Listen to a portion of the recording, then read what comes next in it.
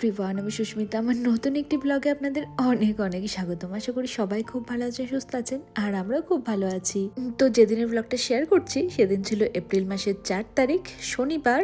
তখন প্রায় সকাল 5টা থেকে 5:30 মতো বাজে। দেখুন না, এতই সকাল যে বাইরে এখনো ভোরের আলো দেখা যাচ্ছে না। তো আমরা এত সকাল সকাল কেন উঠে পড়েছি? কারণ কিছুক্ষণের মধ্যেই আমরা বেরিয়ে যাব এয়ারপোর্টের উদ্দেশ্যে। কিট্টুর জন্মদিন উপলক্ষে সেই সপ্তাহটা আমরা ঘুরতে যাওয়ার জন্য প্ল্যান করেছিলাম। তো কিট্টু তো ওদিকে ঘুমোচ্ছে, এদিকে আমি আর রোহন অনেকটা সকালেই উঠে পড়েছি।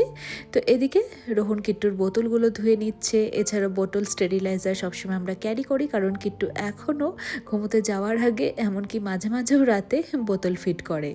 তো ওদিকে রোহন সেসবগুলো দেখছিল, আর আমি এদিকে চলে এসেছিলাম কিট্টুর খাবার দাবার এবং আমাদেরও খাবারগুলো প্যাক করে নিয়ে যাওয়ার জন্য। তো কালকে বিকেলের দিকে মিক্সড ফ্রাইড রাইস আমরা বানিয়ে রেখেছিলাম, সেটা আমরা সাথে করে নিয়ে যাব। কারণ এতটা সকালবেলা উঠে ব্রেকফাস্ট বানানো বা খাওয়ার মতো কোনোটাই আর ইচ্ছে করে না, তাই এয়ারপোর্টে গিয়েই খাওয়া যাবে। আর এদিকে ফ্রিজের মধ্যে কিছু চিকেন ব্রেস্ট রয়ে গিয়েছিল, এছাড়াও ধনে পাতা, পুদিনা পাতা যা যা ছিল সব কিছু একবারে ব্লেন্ড করে নিয়ে ভাবলাম কিট্টু একটু খেতে পারবে, আমাদেরও খাওয়া হয়ে যাবে, সেজন্য বানিয়ে নিয়েছিলাম চিকেন কাবাব। আর এদিকে ডিম সেদ্ধ বসিয়ে দিয়েছি। আর ততক্ষণে এইসব হতে হতে আমি বানিয়ে নিচ্ছিলাম কিট্টুর জন্য রুটি। এবার ভাত নেব না, যেহেতু আমাদের ওই ফ্রাইড রাইস রয়েছে, যদি কিট্টু ওখান থেকে খায় তো খাবে, কিন্তু রুটিটা খুব ভালো খায়। আর ওই শুকনো শুকনো খাবারগুলো ক্যারি করতে একটু ইজি হয়, সেজন্যই কিট্টুর জন্য এখানে রুটি আমাকে নিতেই হবে। আর ফ্রিজের মধ্যে এই একটা কর্নের প্যাকেটের মধ্যে কয়েকটাই কর্ন পড়েছিল, তো ভাবলাম এটাও তাহলে বয়েল করেই নিয়ে যাই। ব্যাস এইসব করতে করতে আমরা দুজনেই রেডি হয়ে গিয়েছি। স্নান ধান করে নিয়ে অত সকালবেলা ভেবেছি যেখানে যাচ্ছি সেখানে পৌঁছে হোটেলে গিয়েই একবারে ফ্রেশ হব। আপাতত চলুন, সব খাবার দাবার গুছিয়ে নিয়েছি, ব্যাগ তো আগেই গোছানো হয়ে গিয়েছে, এবার কিট্টুকে তোলার পালা। আর এটা আমার কাছে একটুখানি ভয়ের ব্যাপারই ছিল, কারণ কখনো কখনো ও ঘুম থেকে যেহেতু আজকে তাড়াতাড়ি উঠে পড়লো, এবার ঘুম থেকে উঠে না কিছুতেই ড্রেস চেঞ্জ করতে চায় না। তো এটাই আমার কাছে একটু চিন্তার বিষয় ছিল যে ও ড্রেস চেঞ্জ করে অন্য ড্রেস পরবে কি না, নাহলে এই তো বাড়ির ড্রেস পরেই ওকে চ্যাংদোলা করে এয়ারপোর্টে নিয়ে যেতে হতো। কিন্তু দেখছি না, যেমনি ঘুরতে যাওয়ার কথা শুনেছে এবং আমাদের রেডি হওয়া দেখেছে, আর ওর জন্য দেখেছে একটা অন্য জামা নিয়ে এসেছি পরিয়ে দেওয়ার জন্য, তখন দেখলাম বাবা, আমি বেকারই ভয় পাচ্ছিলাম, মেয়ে তো একদম রাজি ড্রেস পরে বের বের করতে যাওয়ার জন্য। হ্যাঁ, কোথায় যাচ্ছি আমরা? আমরা কোথায় যাচ্ছি?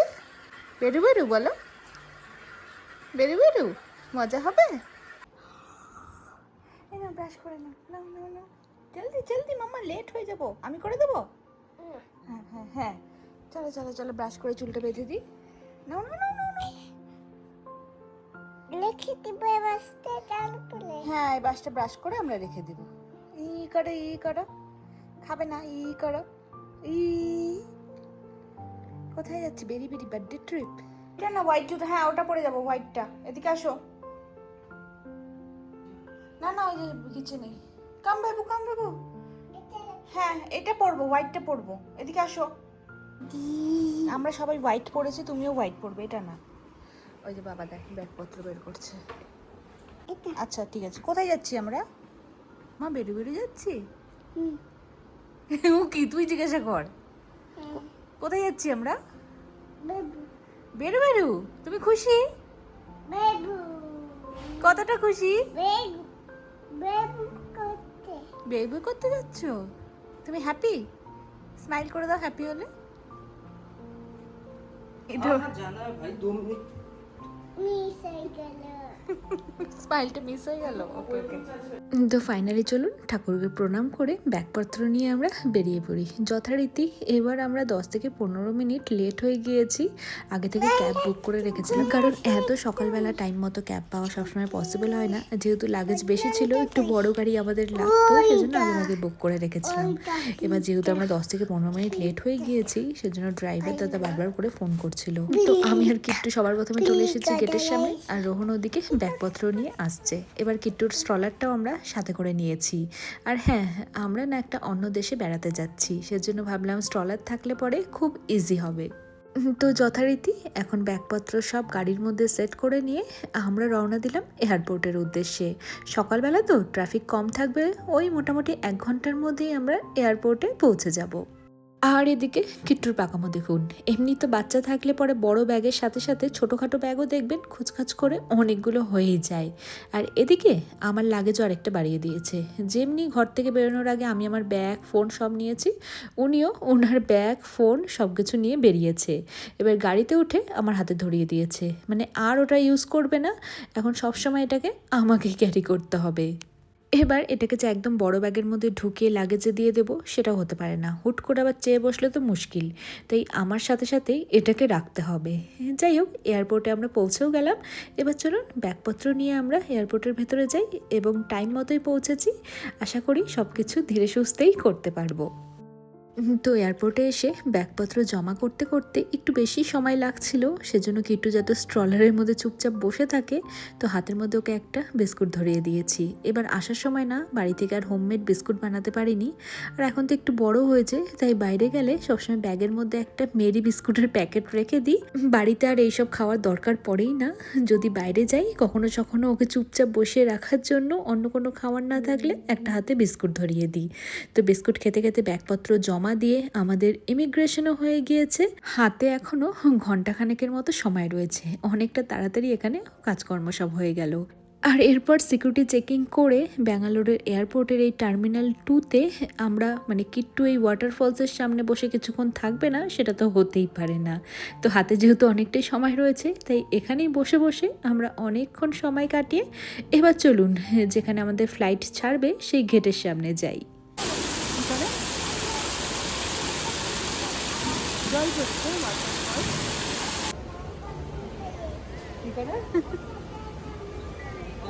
কেমন করে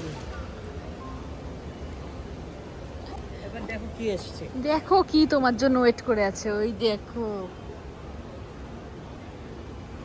কি এটা। কিট্টু প্রত্যেকবার আসে এখানে, হাতিটা এইভাবেই কান্না দেয়।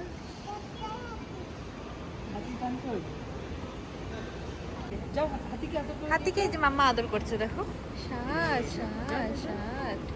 সত্যিকারের হাতি হলে তো মাম্মাও ভয় পেত। তুমি হ্যাঁ, না না কিচ্ছু হবে না, কিচ্ছু হবে না, আদর করো আদর করো। এই যে ষাট ষাট, যাও যাও। আমি দিচ্ছি এই যে বাবা দিচ্ছে, যাও, কিচ্ছু হবে না, যাও।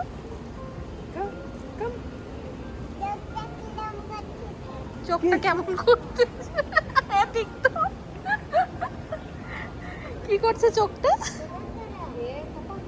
বলছে কি চোখটা কেমন করতেছে, কেমন করছে চোখটা। হ্যাঁ সত্যি তো নড়ছে চোখটা। কাম কাম কাম এদিকে আসো। ও একটু ভয় পাচ্ছে, এত বড় তো। ধরে আসো, কিচ্ছু করবে না, যাবে না। করে নিয়ে যাচ্ছি। আর ওর থেকে এত বড় ভয় পাবে না, হাতির পিঠে চড়বে? লেজ করছে।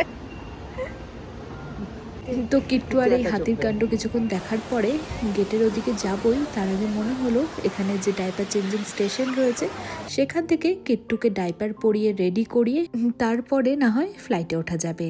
তো কিছুদিন হয়ে গিয়েছে কিট্টুকে আমরা পটি ট্রেনিং করিয়েছি, তো এখন দিনের বেলাতে একদমই ডাইপার পরে থাকে না, আর মুখেও বলতে পারে, কখনো টয়লেটে যাবে কখনো পটি করবে।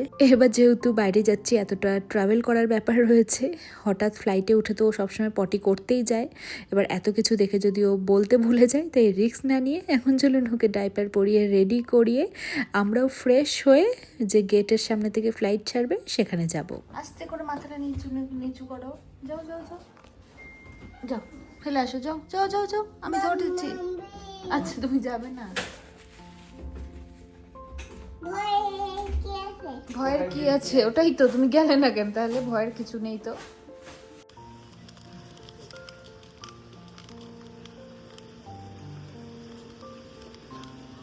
স্টপ।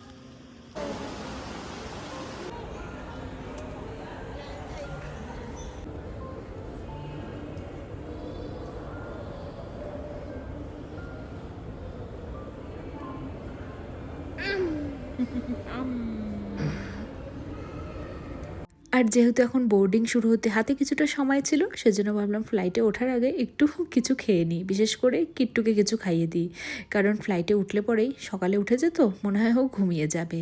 তো ওকে ভেবেছিলাম রুটি খাওয়াবো, কিন্তু ও দেখছি না আমাদের ওই মিক্সড ভেজ ফ্রাইড রাইসটা খেতে খুব পছন্দ করছিল।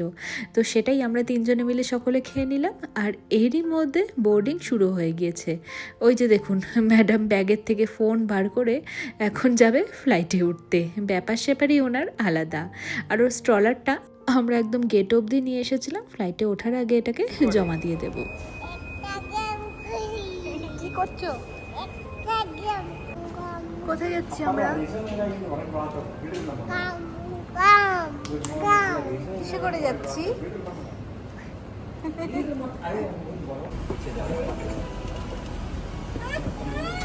করছি কিন্তু ফোন করি। খুশি দেখো কি করছো, কানু কানু করছে বাচ্চাটা।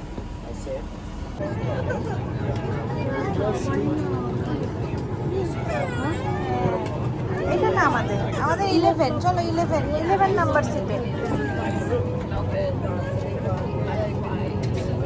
তো ফ্লাইটে উঠে সিটে আমরা বসেও পড়েছি। আর বাড়িতে কিছু না ফল ছিল, ওই আঙুর ছিল, আশফল ছিল। এবার কিট্টু তো ভাত খেয়ে নিয়েছে অলরেডি, তাই ভাবলাম এখন সিটে বসে বসে ফলগুলো দিয়ে দিই, কিছুক্ষণ আবারও চুপচাপ বসে থাকবে। আর দেখুন আমাদের ফ্লাইট কিন্তু এর মধ্যে ছেড়েও দিয়েছে। এবার জানেন রিসেন্টলি কিট্টুর মধ্যে একটা জিনিস দেখতে পাচ্ছি, ফ্লাইট যখনই টেক অফ করছে না কেন একটা যে আওয়াজ হয়, সেই আওয়াজে কিট্টু বেশ ভয় পেয়ে যাচ্ছে। এটা অবশ্য আমাদের জন্য একটু ভালোই হয়েছে, ভয় পেয়েছে বলে কোলের মধ্যে উঠে না ও না খুব তাড়াতাড়ি ঘুমিয়েও পড়ছে। যাই হোক আর কিছুক্ষণের মধ্যে কিট্টু ঘুমিয়েও পড়বে, খুব একটা বেশি দুষ্টুমি আর করবে না। আর আমাদের মোটামুটি 3.5 ঘন্টার ফ্লাইট জার্নি রয়েছে। এবার যেহেতু আমরা প্রত্যেকেই সকালে উঠেছি, মনে হয় কিট্টু ঘুমিয়ে গেলে আমরাও একটুখানি এই সুযোগে ঘুমিয়ে নিতে পারবো।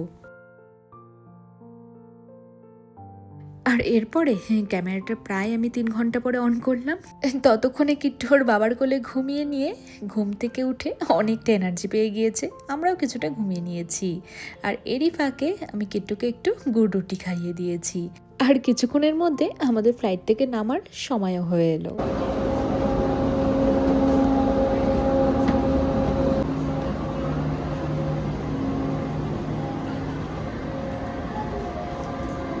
আর আমরা কোথায় এলাম? আমরা চলে এসেছি ফুকেত, মানে থাইল্যান্ডে। এখানে প্রায় 2 সপ্তাহ, মানে 2 সপ্তাহ থেকে কিছুটা কম 12 দিনের আমাদের একটা লম্বা ভ্যাকেশন রয়েছে।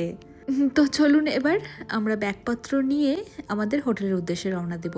যদিও এখান থেকে বেরিয়ে কিরকম ট্যাক্সির ব্যবস্থা রয়েছে, এই এয়ারপোর্টের কাছে একটা বিচ রয়েছে আর সেই সমুদ্র সৈকতের একটা স্পেশালিটি রয়েছে। আর আমাদের ট্রিপটা এমনভাবে প্ল্যান করা হয়েছে, তো আজকে যদি সেই সি বিচে না যাই তাহলে হয়তো আর যাওয়াই হবে না। দেখি এয়ারপোর্ট থেকে বেরিয়ে দেখলাম ট্যাক্সির প্রচুর অপশন রয়েছে, তো সেখানেই রোহন গিয়েছে কথা বলতে।